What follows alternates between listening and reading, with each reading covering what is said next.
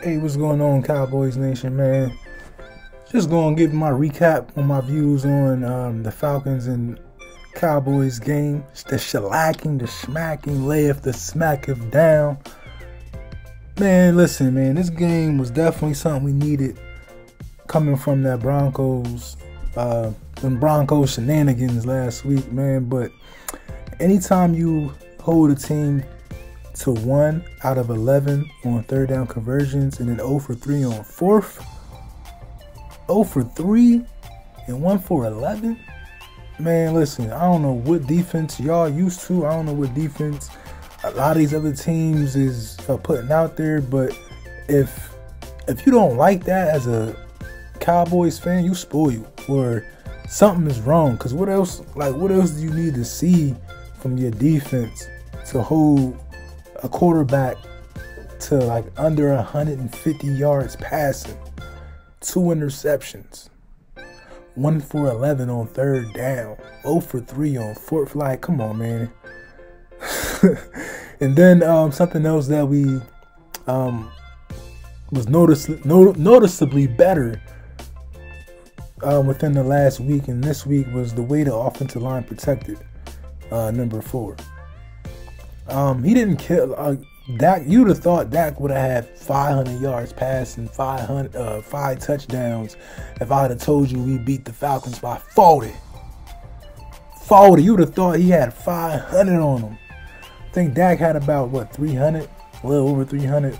But he was able to get comfortable. He was able to. Now it was a couple times where he had to roll out the pocket and make some throws, and he was comfortable. He looked more equipped. He looked like he was not as rusty. He had some WD-40 on them ankles, on them wrists, on the rotator cuffs, on everything looked, you know what I mean, pretty good going into a Chiefs game that you would want your team to be ready for. And the secondary, man, I don't know if you want to say the secondary made it better for the pass rush on defense or the pass rush made it better for the secondary. But the way the secondary was playing, Jay Lou, man, listen, man, I'm sorry, but no Sean Wright and Boss, man, it don't look like them dudes is getting on the field anytime soon, man. I'm sorry. But yeah, Jay Lewis, man, he did his thing, man. He had a lot of breakups, and each one of our starting cornerbacks got an interception. I don't know if that ever was something that a team could say. I know it was. I don't think it ever happened for the Cowboys. In my years of living, I ain't gonna tell you how old I am, but in my years of living, I don't think I ever remember the nickel and the 2 starting cornerbacks, all 3 getting interceptions, man. That's remarkable, man. Shout out to them boys. And it looked pass rush by committee, man. You know, they always try to put the commit by committee term on the receivers, and who else had the committee? I think it was at some point it was the running backs. But we had the receiver by committee the year after we lost Des Bryant, and we had Allen Hurns, and it was, but at least this committee they did their thing, man. And I was Dorrance Armstrong, Dash, and Micah. Them guys, man, along with some others, man, they made it very, very uncomfortable for Matt Ryan to deliver passes. And as the game wore on, man, we didn't wear down. We became stronger as the game, progressed. And that's something that I love to see, from the Cowboys, because Matt Ryan, man, I'm not going to say he's one of the best quarterbacks in the league, but he had that pedigree. It was a point in time where he was one of the best quarterbacks, and we smacked them dudes, man. So shout out to the Dan Quinn and everybody holding down on defense. And anytime you hold, a quarterback with that pedigree, man, to a 21.4 passer rating. That's right, 21.4. God, man, that's crazy. 21.4. Man, what would the world come to if Dak had a 21.4 passer rating? What would they do on ESPN? Man, listen, if Dak had a 21.4 passer rating, first take would be 6 hours long. Undisputed would be 6 hours long. They would talk about the Cowboys for 5 hours and 59 minutes of a 6-hour segment. Continue, man. Let me continue, man. They said this was the biggest blowout since the 70s, man. Since the 70s. Listen, a Jason Garrett team would never.